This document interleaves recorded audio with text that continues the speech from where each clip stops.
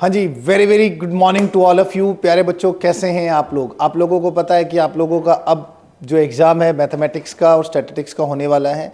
तो मैं आप लोगों को स्टैटिस्टिक्स के बहुत खूबसूरत 40 सवाल कराऊंगा, जिससे आप लोगों को एटलीस्ट इतना ओवरव्यू मिल जाएगा कि जब आपके एग्ज़ाम में स्टैटिस्टिक्स आए तो आप लोगों को किस तरह से हैंडल करना है। मेरा नाम है अजय बेनीवाल और मैं आपका भाई आपका साथ हमेशा दूंगा। चलिए, जब हम सीए फाउंडेशन की बात करते हैं तो स्टैटिस्टिक्स एक बहुत इंपॉर्टेंट रोल प्ले कर जाता है। 40 सवाल आपके पेपर में आते हैं और 40 सवाल में से 40 नंबर भी लिए जा सकते हैं अगर आपको सिर्फ और सिर्फ बेसिक कंसेप्ट और फॉर्मूले याद हो। तो चलिए कुछ सीखने की कोशिश करते हैं। पहला सवाल आपके पेपर में आया, the most accurate mode of data presentation is. तो याद रखिएगा, जो डाटा प्रेजेंटेशन होता है ना, वो टेबुलेशन के द्वारा ही सबसे बेस्ट एक्यूरेट मेथड होता है। तो इस सवाल का सही जवाब हुआ आपका टेबुलेशन। नेक्स्ट कहता है, which is the left part of the table providing the description of the row. तो जो रो की डिस्क्रिप्शन के लेफ्ट पार्ट को डिस्क्राइब करता है वो हमारा स्टब होता है। अब यहां से कुछ न्यूमेरिकल क्वेश्चंस की बात करते हैं। आइए पहला क्वेश्चन पढ़ते हैं। The mean of 100 observation is 50। ठीक है, if one of the observation which was 50 is replace by 40। Okay, एक ऑब्जर्वेशन थी 50 जो कि रिप्लेस बाय 40 से हमने क्या कर दी भाई मेरे, रिप्लेस कर दी। पूरे क्वेश्चन को समझो। The mean of 100 observation is 50। 50 observation का जो मीन है वो 100 ऑब्जर्वेशन का जो मीन है वो 50 है। If one of the observation which was 50, एक ऐसी ऑब्जर्वेशन जो 50 थी, रिप्लेस बाय 40, मतलब 50 को हटाकर हमने 40 कर दिया। तो आपको टेंशन नहीं लेनी, आपने हटाया किसको? 50 को। जिसको हटाया उसको माइनस में लिखो, जिसको लेकर आए उसको प्लस में लिखो। एक्चुअल इफेक्ट पड़ा कितने का? -10 का। किस पे पड़ा? 100 ऑब्जर्वेशन पर। -10 को आप 100 से जैसे ही डिवाइड करते हो तो आपके सामने 0.1 नेगेटिव आ जाता है। आपका मीन, एक्यूरेट मीन दिया हुआ था, उसमें से आपको 0.01 माइनस करना है। तो 49.90 you got the right answer. तो सर ये आपका सही जवाब आ जाता है, टेंशन लेने की जरूरत नहीं। अगला, ogive for more than type and less than type distribution intersect. अब ये एक पेट क्वेश्चन है। मोर देन और ऐसे लेस देन, ये कहां काटते हैं? मीडियन पर। याद रखना, दोनों के दोनों ogive curve, less than curve और more than curve always meet at point median. वो दोनों के दोनों कहां मीट करते हैं प्यारे बच्चों? मीडियन पर। अगला सवाल, मीन दे दिया, मोड दे दिया और आपसे मीडियन पूछा। एक फॉर्मूला होता है जो कि मीन मीडियन मोड के रिलेशनशिप पर बनता है, उस पे क्वेश्चन हर साल आपका बनता है। फॉर्मूला होता है 3 मीडियन माइनस में 2 mean is equal to mode. देखो, 3 मीडियन माइनस में 2 mean which equal to what? Mode होता है। जो दे रखा है उस पर लिखो भाई, मीडियन निकालना है। ठीक है, मोड कितना है? 7 है, यहां लिख दिया। माइनस वहां जाएगा तो प्लस हो जाएगा 2। मीन दे रखा है भाई कितना है? 10। ये बैठ गया यार, टेंशन लेने की जरूरत नहीं है। हमें मीडियन निकालना है तो बस इस 3 से डिवाइड करा देंगे प्यारे बच्चों। तो ऊपर चेक करो, 27 डिवाइड बाई 3 वी गॉट 9। हमारा मीडियन आ गया 9। नेक्स्ट क्वेश्चन पढ़ो। If the coefficient of variance okay and standard deviation are 60 and 12 respectively, then the arithmetic mean. आपको याद होगा कोफिशिएंट ऑफ वेरिएंस का एक बहुत ही सिंपल फॉर्मूला होता है। सिंपल फॉर्मूला होता है, वो क्या होता है? देखो, कोफिशिएंट ऑफ वेरिएंस का फॉर्मूला होता है स्टैंडर्ड डेविएशन अपॉन में मीन इनटू में 100। अब प्रॉब्लम ये होती है बच्चे को ये फॉर्मूले याद नहीं होते और वहां एग्जामिनेशन हॉल में बैठकर वो ऊपर नीचे करने की कोशिश करते हैं। यार कहीं मीन अपॉन में स्टैंडर्ड डेविएशन तो नहीं था, या स्टैंडर्ड डेविएशन अपॉन में मीन तो नहीं था, इनटू में 100 था या नहीं था। तो जहां कोफिशिएंट की बात होगी ना, ध्यान रखना 100 रहेगा। तो बस अब देखो, कोफिशिएंट ऑफ वेरिएंस हमें कितना दे दिया? 60 दे दिया, इक्वल टू, चलो भैया हमारे पास स्टैंडर्ड डेविएशन कितना दे दिया, 12 दे दिया, मीन ये बैठा, इनटू में 100 है, 12 पंजे 60, यहां से काट दिया 20, तो मीन वहां जाकर मेरे पास कितना आ गया प्यारे दोस्तों, 20। तो मेरे सवाल का सही जवाब आया 20। नेक्स्ट पढ़ते हैं, क्या कहता है, कहता है अच्छा, dash is based on all observation, yes, mean deviation सभी ऑब्जर्वेशन पे डिपेंड करता है, is based on the central 50% of the observation, वो होता है क्वार्टाइल डेविएशन। सिंपल आंसर हमारा मिल गया, हमें ज्यादा टेंशन लेने की जरूरत ही नहीं थी, ठीक है ना। तो mean deviation and quartile deviation, the relationship between two variable X and Y, अच्छा दो एक्स एंड वाई के बीच में एक रिलेशनशिप दे दिया, ये इक्वेशन दे दी, 4x माइनस में 10y इक्वल टू 20, ठीक है। If the median value of the variable x is 20, ठीक है भाई, मीडियन वैल्यू है वेरिएबल की वो दे दी 20, ठीक है। कहता है what is the median value of variable y।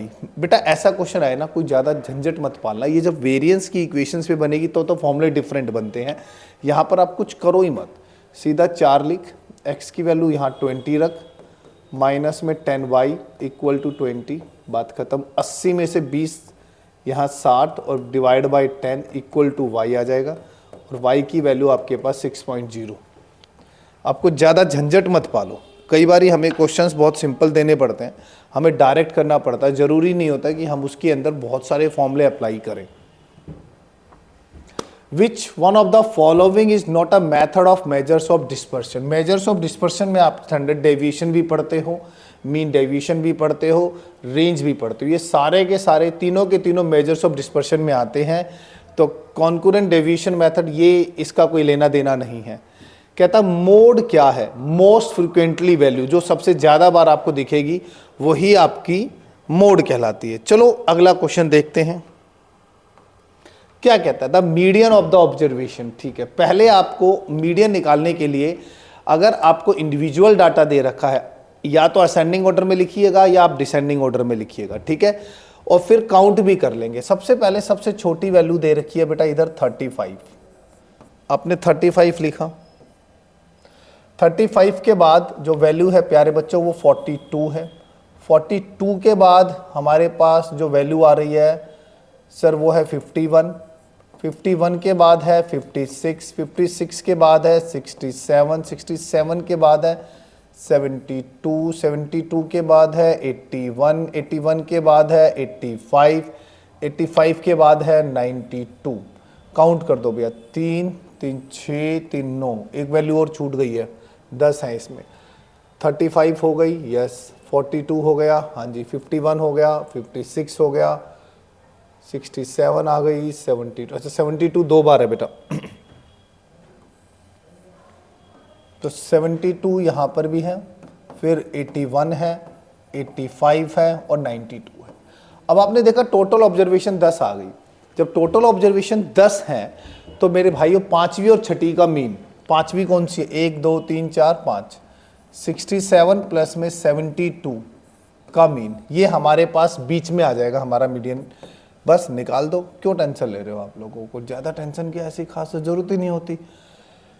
तो अब फिफ्थ वैल्यू सिक्स्थ वैल्यू ले ली हमने, 9 6 7 13 डिवाइड बाई 2, हाँ जी, 2 6 12, 1 2 9 18, 2 5 10, 69.5। A option will be the right answer. अगला क्वेश्चन पढ़ो, इफ द, अच्छा अब यहां से पढ़ना समझ सको, अब तुम्हें फॉर्मूले याद हैं तो अप्लाई होंगे, वरना मैं आपको लिख के दे रहा हूं, आप बस यूं ही एक डुगडुगी सी बजाते रह जाओगे। आपको याद है एक स्टैंडर्ड डेविएशन का फॉर्मूला होता था, sum of the square of the observation oblique में n, माइनस में समेशन x अपॉन में n का whole square under the root. ये इसी फॉर्मूले पे डिपेंड है question. If sum of square of the value equal to 3390, ये दे दिया आपको समेशन x का स्क्वायर। नंबर ऑफ ऑब्जर्वेशन 30, ये आपको दे दिया n, ठीक है। स्टैंडर्ड डेविएशन 7 है, ये आपको दे दिया।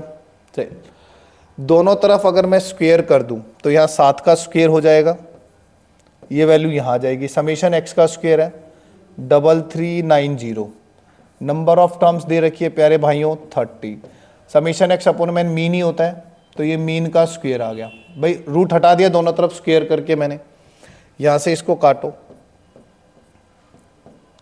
113 मिलती है हमें, 7 का स्क्वायर 49 होता है। तो देखो मीन का स्क्वायर हमारे पास 1113 माइनस में 49 आ गया। एक एक चीज को बखूबी समझा जाता है वरना चीजें बनती नहीं है। माइनस कर दो भैया, 13 में से 9 गए, 4 आया, 10 में से 4 गए, 6 आ गया, तो जो मीन आया आपके पास 8 आ गया। तो मीन आया आपके पास 8। तो देखो कितना आसान क्वेश्चन था, कितने तरीके से कितने प्यार से हो गया। चीजें समझ आई तो हो गया, नहीं आएंगी तो पल्ले भी नहीं पड़ेंगी चीजें। अगला पढ़ो। अब पता है ऐसे सवालों को भी बच्चा पता नहीं कौन कौन से मेथड से करता है, मैं इसको बड़े सिंपल मेथड से करके दिखाऊंगा। कहता था mean annual salary of all employees in a company is 25,000। ठीक है, एक कंपनी है उसमें बहुत सारे एम्प्लॉइज हैं, मेल और फीमेल है, जिनकी एवरेज सैलरी उसने पकड़ा दी। फिर कहता है जो मेल है उनकी एवरेज सैलरी है 27K। ठीक है, और जो फीमेल है उनकी एवरेज सैलरी है 17K। यार मेल और फीमेल को मिलाऊंगा तो कंप्लीट इंप्लॉइज की एवरेज सैलरी यहां आ गई 25K।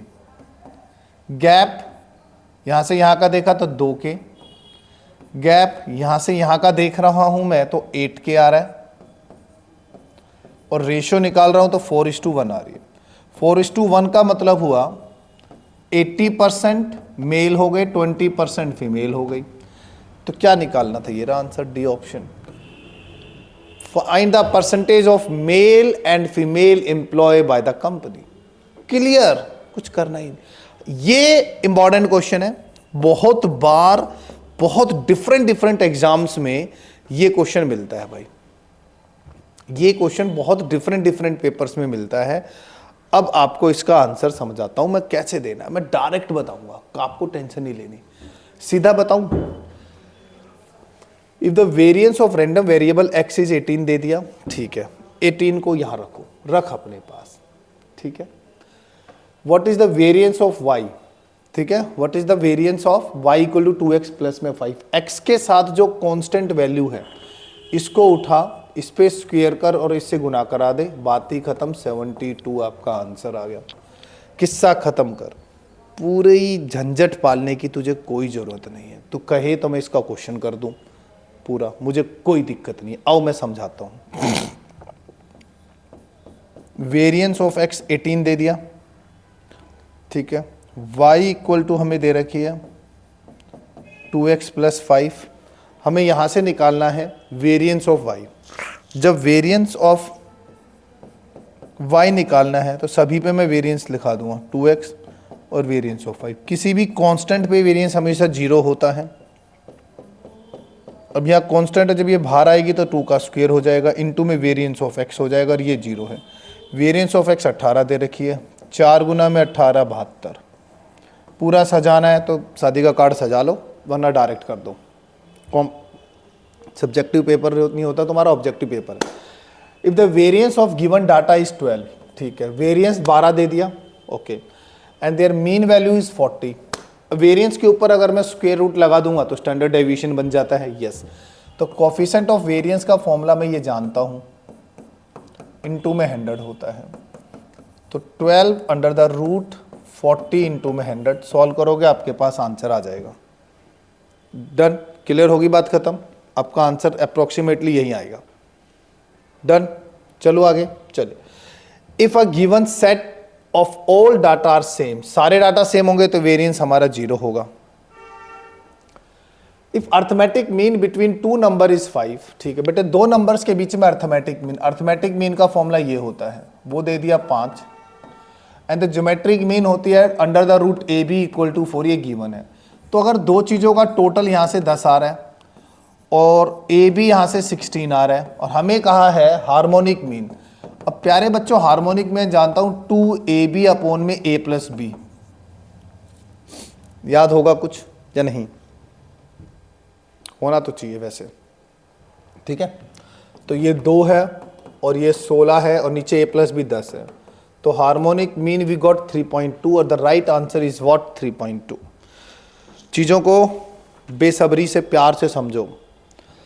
The average age of 15 student in A class is 9 year. ठीक है, 15 बच्चों की एवरेज एज 9 साल है। 15 निम्मे 135, टोटल एज आ गई 135। Out of them the age of 5 student is 13। ठीक है, 5 बच्चों की एज 13 है, उसमें से कुछ 5 बच्चे हैं जिनकी एवरेज एज 13 है, तो टोटल इतना हो जाएगा। उसी में 8 बच्चे हैं जिनकी एवरेज एज 5 साल है। ठीक है, 8 बच्चों की एवरेज एज 5 साल है।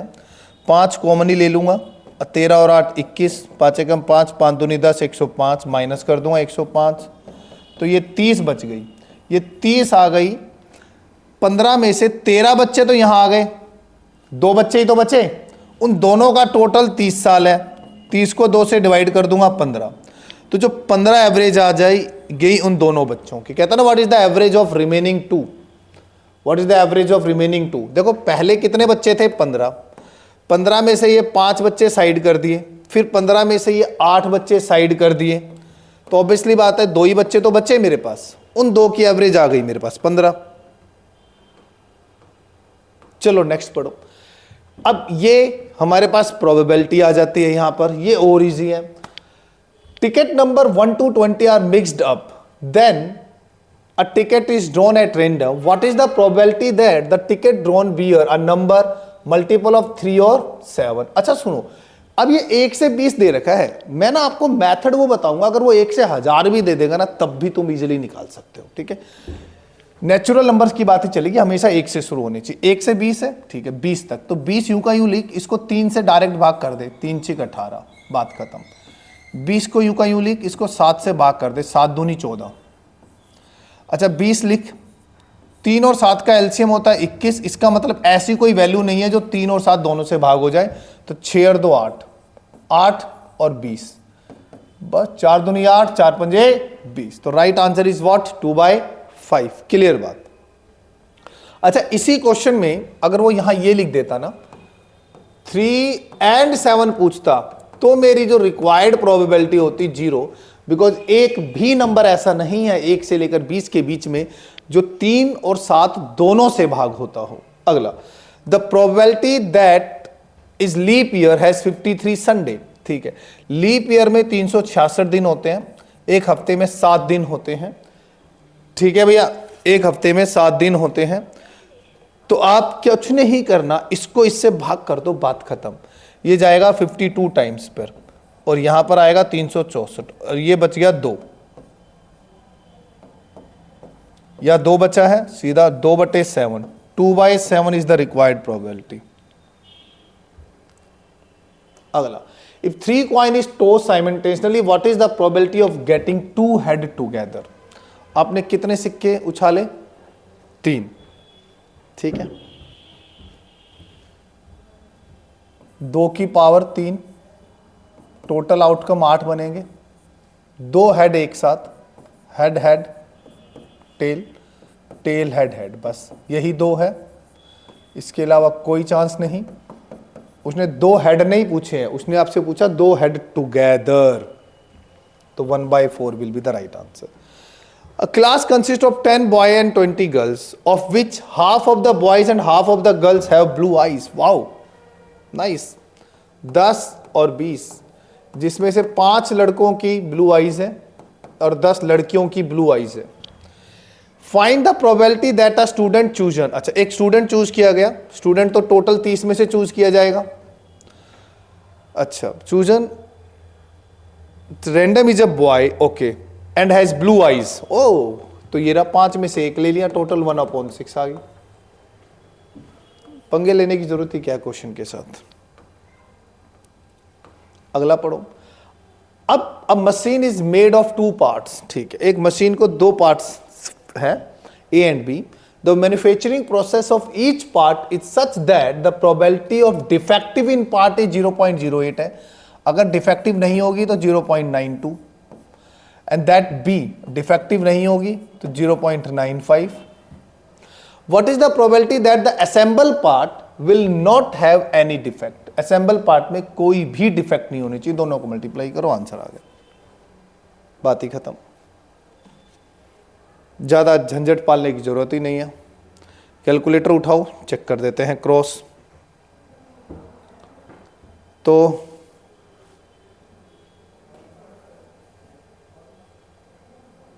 .92 इंटू में 0.95, नहीं 1 मिनट, हमने उल्टा लिखा है कुछ।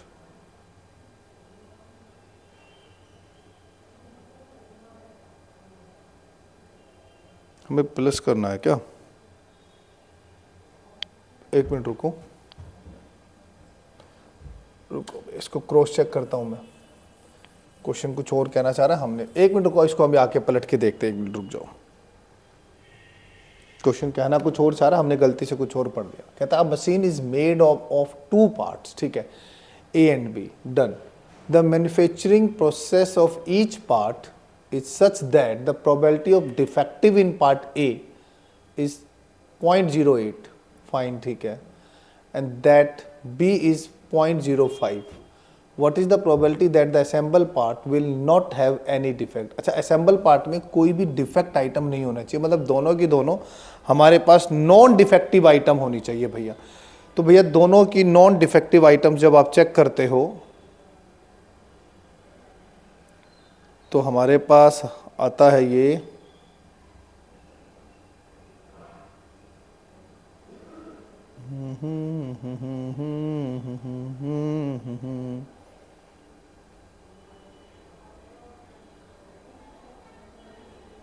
हम्म 8.74 ही आ रहा है। हमने कैलकुलेटर में गलती कर दी थी, मैं भी कहूँ क्योंकि आया क्यों नहीं था ये। 0.95 इंटू में 0.92, ठीक तो आ रहा है। 0.92 इंटू में 0.95।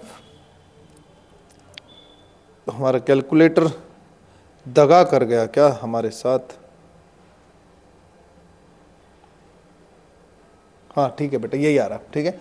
चलो अगला क्वेश्चन पढ़ते हैं। अब ये कंडीशनल प्रोबेबिलिटी का क्वेश्चन आ गया। कंडीशनल प्रोबेबिलिटी बड़ी आसान होती है।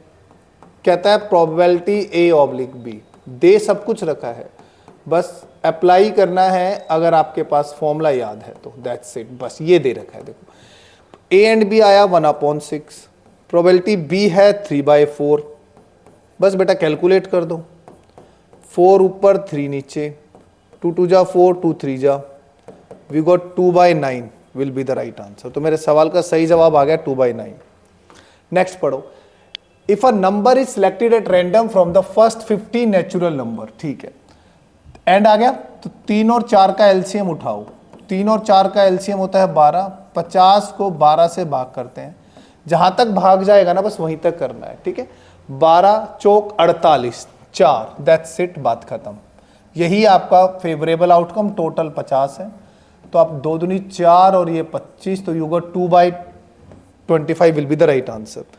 If the first quartile is 56 and the third quartile is 77, then the coefficient of quartile deviation। दो बातें बता देता हूं, अगर आपको इन सवालों में सिर्फ और सिर्फ क्वार्टाइल डेविएशन पूछ लिया जाए तो Q3 माइनस में Q1 डिवाइड बाई 2 होता है। अच्छा याद रखिएगा, ये लोअर क्वार्टाइल होता है, ये अपर क्वार्टाइल होता है।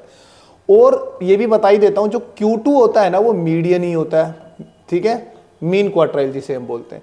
बट इसने हमसे कोफिशेंट पूछा है, तो सर जो कोफिशेंट होता है वो Q3 माइनस में Q1 ऑब्लिक में Q3 प्लस में Q1 होता है। कुछ बच्चे प्लस ऊपर करते हैं, माइनस नीचे करके गड़बड़ कर देते हैं, पेल मत देना क्वेश्चन को। 77 माइनस में 50, अच्छा इंटू में 100 भी है, हमेशा परसेंटेज में ही वो आपसे जवाब मांग लेगा, याद रखना, ठीक है। तो आपको करना कुछ नहीं था, 77 माइनस में 56 अपॉन में 77 प्लस में 56 इंटू में 100, दैट्स इट, ठीक है। तो आप तो 21 और इंटू में 100, दैट्स इट। तो कैलकुलेटर से कैलकुलेट कर देता हूं मैं आपका आंसर, 2100 डिवाइड बाय 133, तो we got 15.789, that mean this one will be the right answer, ठीक है भाई। चलिए नेक्स्ट की बात करते हैं, अगला पढ़ो। स्क्यूनेस ऑफ नॉर्मल डिस्ट्रीब्यूशन, हाँ इस पे क्वेश्चन बनता है भाई। स्क्यूनेस ऑफ नॉर्मल डिस्ट्रीब्यूशन पे कई बारी हमारे सामने क्वेश्चन बनता है। आपको बता देता हूँ, देखो दो ही बातें होती हैं। आपको पता है ये बिल्कुल यूँ बनेगा, एक यूँ थोड़ा स्क्यू होके बनता है, और एक यहीं से फिर यूँ बन जाता है। ठीक है, तीन बनते हैं। ठीक है, अब जब मैं बात करूँ नॉर्मल की, तो नॉर्मल में मीन, मीडियन, मोड सब बराबर होते हैं, जहाँ पर स्क्यूनेस जो होता है ना वो जीरो होता है। याद रखिएगा, जो स्क्यूनेस होगा वो जीरो होगा। नॉर्मल डिस्ट्रीब्यूशन में जो मीन है वो मीडियन और मोड के इक्वल होता है। ठीक है भैया, ये नॉर्मल डिस्ट्रीब्यूशन। अच्छा, नेगेटिव पॉजिटिव स्क्यूड भी बता ही देता हूँ। चलो देखो, पॉजिटिव स्क्यूड में, जो पॉजिटिव स्क्यूड होता है उसमें हमारे पास, याद रखना बेटा, मोड, मीडियन और मीन, मतलब median is less than mean and mode is less than median. ये आपको बिल्कुल अपने जहन में रखना है। कई बारी ऐसे सवाल आ जाते हैं। अगर मैं नेगेटिव स्क्यूड की बात कर दूं तो मीन, मीडियन, मोड रिवर्स हो जाता है पूरा का पूरा connection.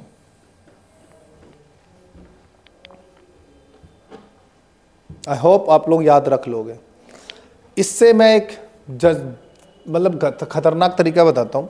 If Poisson distribution is such that probability x बराबर 2, प्रोबेबिलिटी x बराबर 3, then the standard deviation of the distribution, कुछ करी मत। ये 3 लिखा है ना, तो यहाँ लिख 3 फैक्टोरियल, या 2 लिखा है यहाँ लिख 2 फैक्टोरियल, पंगे नहीं लेने। 3 में से 2 घटाऊंगा, 1 आ रहा है, डन, 1 आ रहा है। ठीक है, डन, हमारे पास सारी बात है। तो यहाँ से ये आ गया 6/2 का मतलब 3 हो गया। तो सीधे सीधी बात है, √3 will be the right answer. इतना ज़्यादा दिमाग मत लगाना। The standard deviation of binomial distribution is under the root n into p into q. NPQ variance होता है। क्लियर हो गई है बात, डन। ठीक है, अब एक सिंपल सा क्वेश्चन है, ट्राई टू होमवर्क। ये अपने आप ट्राई करना, बहुत ही जबरदस्त और बहुत ही प्यारा सवाल है। आंसर बता दूंगा, 0.548 होता है। अगला, the equation of 2 lines of regression. देखो अब यहां पर याद रखना, जो कोफिशिएंट ऑफ कॉल्पिएशन कोफिशिएंट्स होते हैं लेस देन 1 होंगे। अगर दोनों नेगेटिव हैं तो रिग्रेशन कोफिशिएंट भी नेगेटिव आएगा, पॉजिटिव है तो पॉजिटिव। कहता है कोरिलेशन कोफिशिएंट बताना, हमें रिग्रेशन लाइंस दे रखी हैं हमें। ठीक है, ध्यान से सुनना, कुछ मत कर इसमें से, y को यहां रख, बाकी को उधर ले जाएगा, तो माइनस का 4/3, नहीं भाई बड़ा हो रहा है, नहीं पकड़ना ही नहीं है, पकड़ना ही नहीं है। यहां से 4x को रखो, फिर इधर माइनस का 3y माइनस का 7, तो x की वैल्यू आ गई माइनस का 3/4, y माइनस का 7/4। दैट्स इट, बढ़िया मिल गई वैल्यू, कोफिशिएंट मिल गया मुझे। यहाँ से भी उठा लो, अब यहाँ से मैंने x उठाया था, यहाँ से y उठा लो। 4y माइनस में 3x माइनस में 8, तो y की वैल्यू यहाँ से आ गई माइनस का 3/4x और माइनस का 8/4। तो 2 वैल्यू मिल गई, bxy byx मैच हो गई हमारे पास। तो 3/4 माइनस में 3/4 अंडर द रूट, तो भैया 3/4 माइनस ही आएगा और 100, तो 0.75 minus, this one will be the right answer. अब ना मैथमेटिकल मत सोचना, ये दोनों नेगेटिव, सर ने नेगेटिव बाहर निकाल दिया, नहीं, जो दोनों का साइन होता है वही हमारे पास कोएफिशिएंट ऑफ कोरिलेशन का साइन होता है। अगला क्वेश्चन कहता था रिग्रेशन इक्वेशन दे दी 2, ठीक है, mean of x and y बताना है। ऑप्शन से उठा, जो वैल्यू दोनों इक्वेशन में x y को सेटिस्फाई करती है वही आंसर है। हाँ जी, अगर मैं उठाऊं 2 इंटू में 1 प्लस में 3 इंटू में -1 प्लस में 1, 2 माइनस का 3 प्लस में 1 0, मैच हो रही है। इसी को उठाता हूँ मैं सी को, ठीक है, 5 गुना में 1 प्लस में 6 गुना में -1 प्लस में 1, 5 माइनस का 6 जमा में 1, ये भी 0 आ रही है। That mean this one is the right answer, C option will be the right answer. हाँ जी, सिंपल क्वेश्चन है यार। 0.5 लिख, 0.45 लिख, रूट लगा दे। देखो क्वेश्चन आया ना, सेम मिल गया। बड़े प्यार से क्वेश्चन हो सकता है, आंसर निकालो कैलकुलेटर से, तुम्हारे पास सब कुछ है, परमात्मा ने तुम्हें सब कुछ दिया है, निकाल दो फटाफट, ठीक है, डन। तो 0.47 will be the right answer.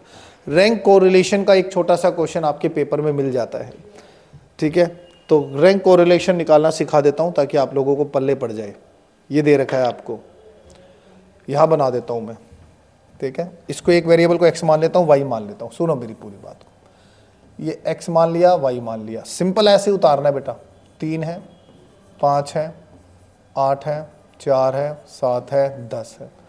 y उतार लेता हूँ, 6 है, 4 है, 9 है, 8 है, 1 है, 2 है। भाई कुछ मत कर, रैंक देना शुरू कर दे। हम लोग क्या करते हैं, रैंक 1 और रैंक, सबसे छोटे को रैंक 1 दे देते हैं, इसको रैंक 1 दे दी, इससे बड़े को रैंक 2 दे दी, देन 5 को 3 दे दी, फिर 7 को 4 दे दी, 8 को 5 दे दी, 10 को 6 दे दी। तो सेम इसमें भी देंगे, 1 को 1 दे दी, 2 के सामने 2 ही है, 3 जाएगी किस पे, यहाँ, 4 यहाँ, 5 यहाँ, 6 यहाँ। अब आपको D1 निकालना है जो कि R1 माइनस R2, दोनों का अंतर माइनस का 3, 0 माइनस का 1 माइनस का 3, 3 और 6 में से 2 गए 4, ये D आया। अब बेटा इसका स्क्वायर कर दो, तो ये 9 आ गया, 0 आ गया, 1 आ गया, 9 आ गया, 9 आ गया, 16 आ गया। इसका टोटल कर दो, ठीक है। तो चीज़ों को समझो, लपेटना नहीं है चीज़ों को, ठीक है। टोटल कर लेते हैं, तो 27 और एक 28, 28 में जोड़ देते हैं इसको, 8 से 14, 2 और 1 3 4, 44, ये आ गया। अब आपको पता है रैंक को रिलेशन का अपना एक फॉर्मूला होता है, 1 माइनस में 6 समेशन डी स्क्वेयर अपॉन में n क्यूब माइनस में n। तो 1 माइनस में 6 समेशन डी स्क्वेयर हमारे पास 44 है, काउंटिंग 6 है, 1 2 3 4 5 6, 6 की 3 माइनस में 6 है भैया, 1 6 चौक 24 का 4, 6 चौक 24 और 2 26, 264, 6 की पावर 3 216, 216 में से 6 घटा दूंगा 210 आ रहा है, ठीक है। तो वैल्यू नेगेटिव आएगी हमारे पास, ठीक है। वैल्यू को चेक कर लेते हैं एक बारी, नेगेटिव आएगी तो 264 डिवाइड बाय 210, ठीक है, माइनस में 1 करके 2.5 समथिंग, ये रहा नेगेटिव। तो 0.26 will be the right answer, 0.26 will be the right answer. समझ में आई कुछ चीजें? चलो एक और क्वेश्चन देखते हैं आगे, काफी हेल्प मिलेगी, ध्यान रखना यहाँ से। क्वेश्चन को आराम से हैंडल करना, बहुत सिंपल सा क्वेश्चन है, ठीक है। ये प्यार से खुद से ट्राई करना इस क्वेश्चन को, सारी चीजें दे रखी हैं पूरे क्वेश्चन में, A to Z चीजें दे रखी है, बस आपको regression of y on x निकालना है इक्वेशन के सेट से। Fisher index number is called it ideal index number because वो दोनों के दोनों टेस्ट को सेटिस्फाई करता है, फैक्टर और टाइम को, factor and time reversal test को सेटिस्फाई करता है। आगे आ जाता है। अब देखो भाई साहब, लास्ट में क्या कहता था, P1 Q0 divide by P0 Q0, यही कहता था, यस सर। तो समेशन P1 Q0 और अपोन में समेशन P0 Q0 और इनटू में 100। तो P1 Q0 हमारे पास 106 है और P0 Q0 हमारे पास 83 है और इनटू में 100 है। चलो एक बार कैलकुलेट कर देते हैं। 10600 divided by 83, we got the answer 127.71. This one is the right answer. Which index measure the change from month to month in the cost of preparation basket of goods and services of the type bought by a typical household?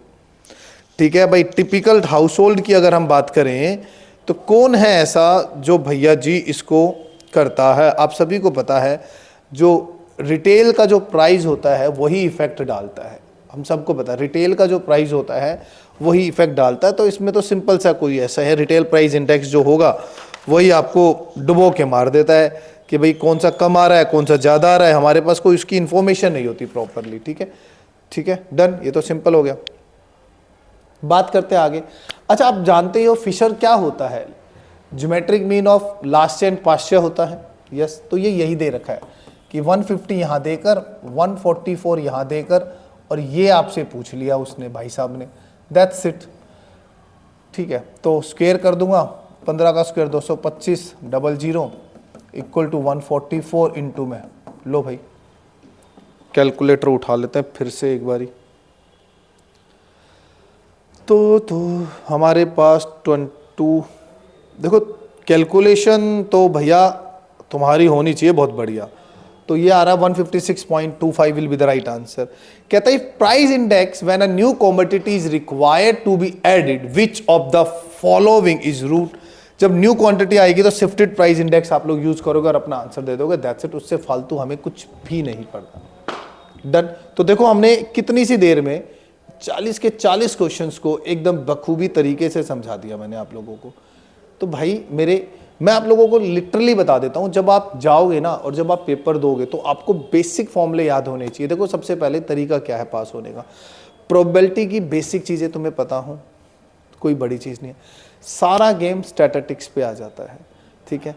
तो statistics में measures of central tendency, mean, median, mode, arithmetic mean, geometric mean, harmonic mean पे simple question आते हैं। बहुत लेंदी और बहुत बड़े question नहीं आते। हाँ, काल्पेशन कोफिशिएंट ऑफ कोरिलेशंस के फॉर्मूले और रैंक कोरिलेशन के फॉर्मूले याद होंगे। आपको रिग्रेशन की इक्वेशन देकर आपसे कोफिशिएंट पूछ लिए जाएंगे, आपसे मीन पूछ लिए जाएंगे, जो कि होते बड़े आसान है, बट अगर आपको बुकिक्स मेथड से जब आप करोगे तो बड़े लेंदी तरीके से आपको सॉल्व करना पड़ेगा। नहीं, आपको स्मार्ट वर्क देना है।